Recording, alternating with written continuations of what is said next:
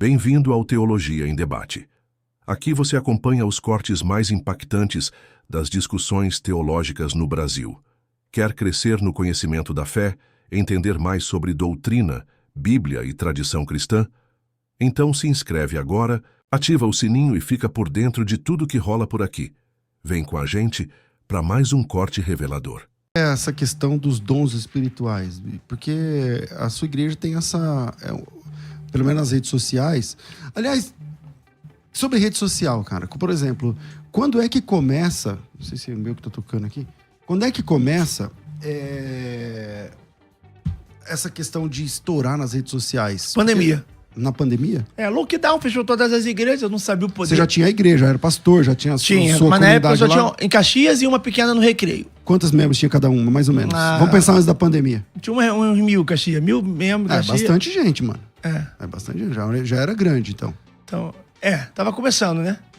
E aí entra a pandemia, como é que explodiu assim para as redes sociais? O que você acha que aconteceu ali? Deu lockdown, né? Todo mundo trancado. Eu recebi muitas revelações de Deus. Eu tenho quase 3 mil anotações dentro do bloco de notas ali do meu celular de revelação que Deus me dava. Relacionado ao que acontecia no mundo, relacionado ao que acontecia com os amigos. Eu tive muita experiência na pandemia. Aí quando você tinha uma revelação, você anotava? Eu anoto. Anota? Não anoto até hoje. Até hoje. Eu não esqueço, minha mente me sabota, né? Eu vou pensar uma coisa aqui agora, daqui a pouco eu esqueço. Então eu anoto tudo que Deus me dá. Tudo que é precioso é para ser guardado. Você não guarda dinheiro no cofre. Você tem isso no celular, no bloco de notas? Tem ali. Você vai anotando? Vou anotando tudo. Lá. Se Deus me der uma coisa aqui, eu anoto. Data, hora, local. Tá, sobre mim, o que você anotou? Olha aí, ó. Daqui a pouco flui. E aí, eu comecei a fazer uma live na época no Facebook, depois migrei pro Instagram. Na época o Instagram não era tão forte. Você lembra quantos seguidores você tinha, mais ou menos, no começo da pandemia? Eu tinha uns 300 mil. Uns 300 mil, não é isso? Uns 300, 400 mil? Já era bastante, né, mano? Já era bastante. Mas eu quase não usava mais o Face. E aí comecei a fazer as lives no Instagram e começou a crescer o número de seguidores. E eu sei que ficou batendo 26 mil pessoas ao vivo. Caramba, mano. Só você sozinho ali? Meia-noite, sozinho, live de meia-noite. Eu fiz 40 dias de live.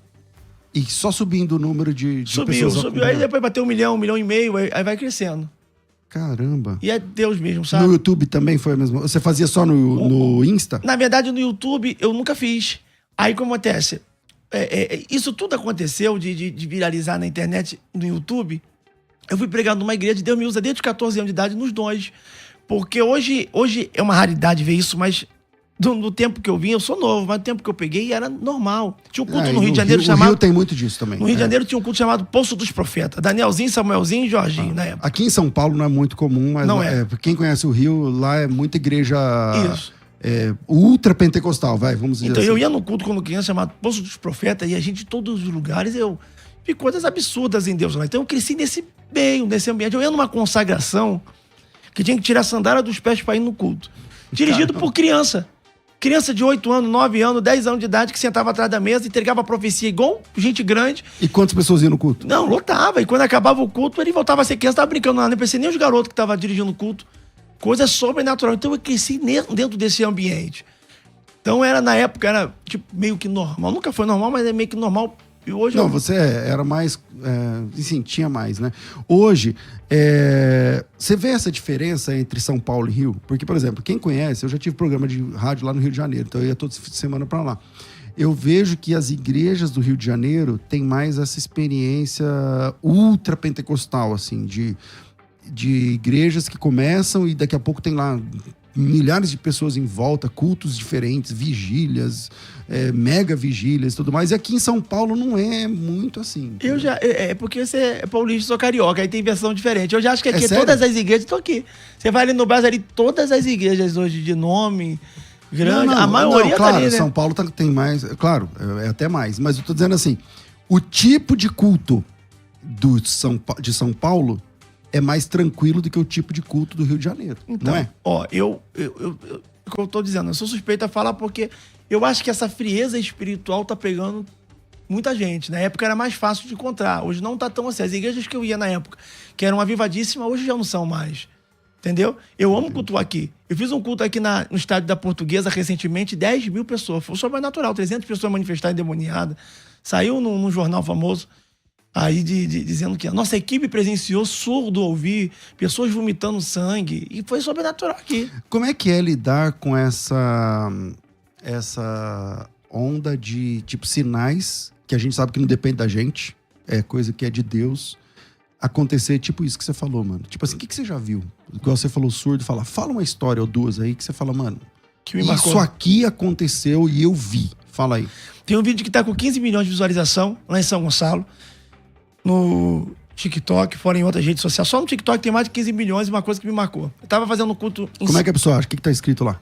TikTok, tá pra achar acho que é esse Leonardo Salles Zero, alguma coisa assim. Eu fiz uma época Não, sem... mas o nome do vídeo, você sabe? Ele tá fixado dentro dos primeiros. É só ver lá, Miguel, uma criancinha. Que Eu tava pregando em São Gonçalo, que hoje é a maior igreja que nós temos. E tava em obra ainda na época. Eu tava fazendo um culto e de repente sobe uma mulher em cima do altar dizendo assim, pastor, tem uma criança passando mal ali. O senhor pode orar? Quando eu olhei, tinha lotado a igreja, tinha um buraco no meio do povo e eu vi que tava chamando a atenção ali do meio do culto que eu não tinha visto. E eu desci sem saber o que o menino tinha. E o menino tem 8 anos de idade. E aí quando eu desci, ele tava tendo ataque epilético, porque ele tem ataque epilético desde quando nasceu. E tinha 2 anos que ele não tinha essa crise, mas por muitos anos ele vivia indo pro hospital. E aí eu não conhecia aquela família. Quando eu cheguei, o olhinho dele virado, a língua dele virada, espumando pela boca, uma coisa bem... Só que eu tava tão cheio de... Tipo uma convulsão, assim? Tipo um... Tendo uma convulsão na hora, o vídeo mostra bem claro. E eu acredito que ele tem um probleminha, né? Mental? Assim? Tem acho que uma deficiência. E ele tava tendo aquela crise ali na minha frente, a mãe ali tentando abanar o carro, chegando pra pegar, pra levar ele pro hospital, a avó desesperada. Mas eu tava tão cheio de Deus que eu não pensei, porque a fé não faz você nem pensar, que se você pensar na lógica humana, você não faz. E eu coloquei a mão na barriga dele e gritei, Miguel, em nome de Jesus, agora todo espírito que causa crise de ataque epilético, sai agora. Aí mostra o vídeo, ele voltando assim a vida, aí sai, começa a sair uma gosma branca da boca dele, ele volta, aí a mãe começa a chorar, eu falei, cadê a crise, mãe? Passou, cadê a crise, mãe? Passou. Cadê a crise, vó? Aí ela, meu carro é quebrado, eu levo esse garoto pro hospital sempre, e não acontece, sei o que. Nunca mais teu filho vai ter crise de ataque epilético, leva ele pro altar, ele levou pro altar, e foi uma... Caramba, o menino tinha... Miguel, o nome dele? Miguel. Quantos 8 anos de 8 idade. anos. Ele acordou, ele começou a fazer carinho na minha cabeça. Ele reanimou, você vê a vida voltando ali. No mesmo momento da oração. Na hora, instantaneamente. Aí o vídeo viralizou também. Isso foi o que foi gravado. Uma das coisas que me marcou foi quando eu não tinha mídia, não tinha Instagram, não tinha Facebook, eu era adolescente, eu só tinha 2 camisas pra pregar, preta e a branca. A branca ficou preta, a preta ficou branca. Só. Hoje o Marquinhos Gomes é meu irmãozão, mas na época eu não conhecia. E ele já era famosão. E ele era famosão e tava na época do ápice daquela música. Jesus, Rei da Glória. O meu Deus não está morto, nem pendurado ele veio no aqui, madeiro. Aqui já, é. Um amigão, querido. Top. E aí, foi pra Israel comigo agora, da última vez. Legal. E aí, ele cantou no dia e eu pregava no outro. Na pregação dessa Bangu, uma igrejinha lá em cima do morro, tinha uma mulher grávida e uma das revelações, Deus falou assim, ó, essa criança que você tem, o pai só foi pai pra fazer. E a tua família rejeitou, só que tem que quarta-feira passada você ia abortar. Só que Deus está dizendo que essa criança não nasce para tua tristeza, essa criança nasce para tua alegria. Saiu da minha boca. E essa alegria nasceu hoje. Mas eu não imaginava o que ia acontecer. E essa alegria nasceu hoje. A bolsa da mulher estourou no meio do culto. Foi direto pro hospital. E nasceu a criança. E foi nascer a criança. E a igreja explodiu de glória. Isso marcou também a minha vida. Caramba. E como é que é? Por isso que Como hoje é que você filmo processa isso? Tipo Por- assim, como é que você... Porque eu creio em dons espirituais. Embora eu, particularmente, não concorde com muitas coisas que eu vejo, mas eu creio que Deus usa pessoas, obviamente. Na atualidade dos dons e tudo mais. Como que isso se processa na prática? Tipo assim, como que você recebe uma revelação? Então, Tipo, você tá pregando, Eu por quero exemplo, até- igual essa mulher. ó, eu quero até concordar primeiro ponto que você falou aí, porque, por exemplo, todo mundo acha que Deus me usando em dons espirituais, eu bato palma pra tudo que eu vejo. Pelo contrário, eu sou a pessoa mais crítica que você pode conhecer, porque eu sei que no meio disso existem muitas pessoas aí que você vê nitidamente. Hoje tem live do Instagram, a pessoa tampa o olho aqui, né? Tampa o olho, aí pega um papel, uma caneta, eu vou revelar pra você. E aí bota a mão tampando, Ridículo, tampando né? o olho assim, quer dizer, aí bota um celular embaixo, outro aberto, fica vendo aqui As pessoas e é uma falando. bobeira. E uma coisa também que todo mundo fala aqui, por exemplo, revelação de nome, revelação de CPF, revelação de identidade. Aí tem Não, gente... você tem esses barulhos de CPF? Nome não sei sim, o que lá. CPF não, por que vai mudar a tua vida? Eu vou revelar muda teu nada, CPF, exatamente. pega teu documento e vê. Vai mudar o quê? Ó, vou revelar teu CPF, pega o documento e vê. Não vai alterar nada na tua vida. Isso aí, isso aí. Então, o Doni serve para edificar, exortar, consolar e encorajar a igreja. Então tem gente que vai revelar teu nome, teu CPF e não vai falar nada com nada. Ó, a luta tá muito grande, o diabo tá com fúria da tua vida, de quem não tem raiva? Você tá colocando uma chave na tua mão. Que chave? De fenda, de casa, de loja, de... E se falar meu CPF, esse eu já sabia. Eu quero saber o que eu não sei. É isso aí, é um direcionamento de Deus, sabe? Então existem muitas pessoas hoje que não têm temor e engana aqueles que são leigos da fé, que não têm um conhecimento, uma base bíblica. Então esses automaticamente são muito facilmente enganados. Como você lida? Porque assim, quando cresce no YouTube, eu tenho, sei lá, 0,000% do tamanho na rede social que você tem, e eu já vejo isso pra mim. Muito hater. Muitas pessoas que, tipo, o cara não te conhece e já chega falando mal, né? É diferente do cara que fala assim, isso que ele falou eu não concordo, porque aí sim eu tô aberto. Por exemplo, eu tô falando uma coisa aqui e você tá lá na rede social, você fala, não concordo com isso que você falou, porque a Bíblia diz isso assim, assim. Ok, beleza. Mas eu não tô falando disso. Não tô falando do cara que faz um contraponto, que apresenta um texto. Eu tô falando da pessoa que tem ódio gratuito. E todo mundo que cresce na rede social tem de lidar com isso. Porque tem pessoas que eles não querem saber, eles só querem falar mal, só querem machucar. Como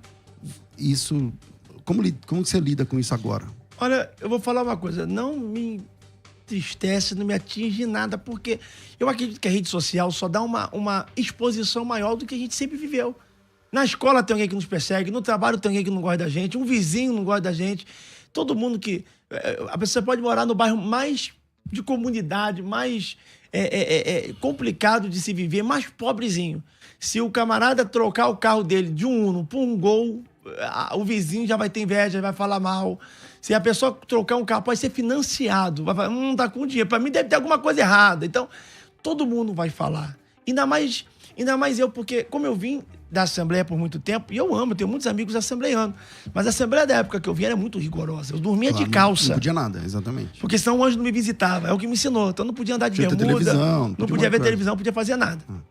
Então, quando eu comecei a entender Bíblia, o que é doutrina, o que é sistema dogmático, que doutrina é eterno, se perpetua porque é bíblico, E mas costume sistema dogmático é costume, é o que o homem coloca, não se perpetua. As igrejas que na época me proibiam continuam abertas hoje já revolucionaram muita coisa. E hoje pode. Entendeu? Então, tiraram... eles fazem, só que demoram mais, entendeu? Eles primeiro falam assim, é do diabo, né? Beber Coca-Cola é do diabo. Tinha que botar Coca-Cola de trás pra frente, é o lado do diabo. E hoje bebe tranquilo. Então, é uma coisa que primeiro eles...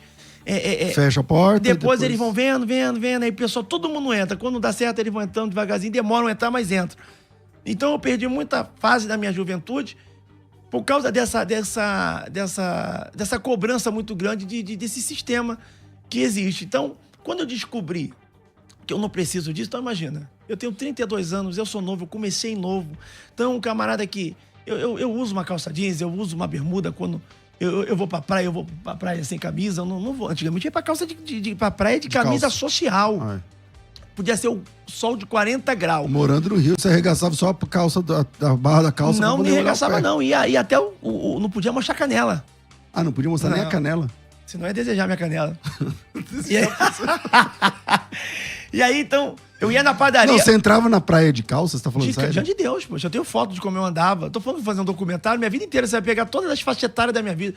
Sem barba, com barba, novo, criança, andando daquele jeito social. Eu ia na padaria 40 graus comprar pão, o padeiro olhava, tu é crente? Eu falei, como é que você sabe? Achava que era o brilho do espírito, aleluia, na verdade. não tem nada a ver. Então, tipo assim, hoje em dia você vai ter muita gente que te incomoda, porque você imagina, pessoas que têm idade para ser meu avô. Vê um crescimento desse absurdo, as pessoas começam a atingir, porque o povo não sabe o começo e fala assim, ó, tá crescendo muito, tá enchendo muita igreja porque prega o evangelho fácil, liberal, mas eu não prego liberal. O que a Bíblia proíbe é proibido. Você nunca... Então, vamos falar disso aí. Vamos lá. Hoje é muito... de fato, as pessoas não se falam muito mais, né? Santidade. Eu não tô falando dos usos e costumes, de usar barba, coisas que a Bíblia não diz. Mas, por exemplo, sua igreja, seu trabalho, sua pregação, o seu comportamento nisso? Tem regra na comunidade? Como claro. é que é? O que a Você Bíblia... prega sobre isso? Prego sempre, sempre. Quando você vê a Bíblia dizendo, a Bíblia deixa bem claro, parece mais o não do que o sim, né? Então a Bíblia deixa bem claro o que não pode e o que pode. Eu só sou um camarada que o que a Bíblia não proíbe, eu não posso proibir. Porque as pessoas usam uma base bíblica dizendo assim, ó. O pessoal usa assim, ó, muita pessoa fala assim, ó. A Bíblia não manda não fazer, mas também não manda fazer, então não faz muita coisa, que a Bíblia também não fala. Você andar de carro, andei-vos de carro, viajei-vos de avião. Então, o povo é muito ignorante nesse sentido. Mas o que a Bíblia proíbe, como a Bíblia fala sobre o adultério, sobre a mentira, sobre a fornicação, sobre tudo isso, aí está bem meu irmão, definido. tem que ser firme ali, né? Para você mostrar que o evangelho que não transforma no evangelho.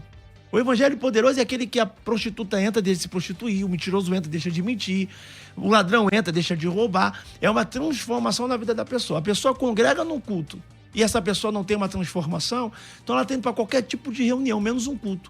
Então o Espírito Santo convence o homem do pecado, tem esse poder de transformar a vida. Então a gente prega de uma forma poderosa sobre a volta de Jesus. Você que tem lá milhares de pessoas nos cultos, mas tem também essa turma flutuante que não muda de vida, né, mano? Que vai, Mas é uma decisão da vai, não pessoa. muda. E dá uma raiva também. Como lidar com isso? É porque tem muita gente que é simpatizante da fé, a pessoa que gosta do louvor, gosta de ouvir uma palavra, ela quer receber a oração. Quer receber a oração, mas não tem aquela firmeza de escolher ainda, de largar o pecado, de largar o mundo, porque ainda se prende de uma certa forma, entendeu? E tem muita gente que pensa assim, César, por exemplo, eu quando entrar, eu quero entrar de cabeça. Eu não quero entrar para envergonhar o evangelho. Então a pessoa acaba, nessa mentalidade dele, se prendendo a não tomar posição de aceitar Jesus porque eu ainda bebo, porque eu ainda fumo, porque eu ainda tenho o meu erro ali, tenho o meu erro aqui. Então eu vou mudar, porque quando eu vou entrar de vez. Só que é um pensamento errado, porque a Bíblia diz, se o Filho te libertar, verdadeiramente sereis livres. Conhecereis a verdade vos libertará. Então, não é impossível. Se eu me liberto por si próprio para me entrar na igreja, eu não preciso de filho. Se é o filho que me liberta, tem que vir para buscar essa vem mudança. do jeito que tá, e busca toma esse mudança posicionamento, na fé. e aí vai vir essa mudança, vai vir o processo da transformação. Valeu por assistir até aqui. Se esse corte te abençoou ou fez pensar, compartilha com alguém que também vai curtir o conteúdo. Não esquece de deixar o like, se inscrever no canal, ativar o sininho para não perder os próximos vídeos. A gente se vê no próximo corte. Deus abençoe.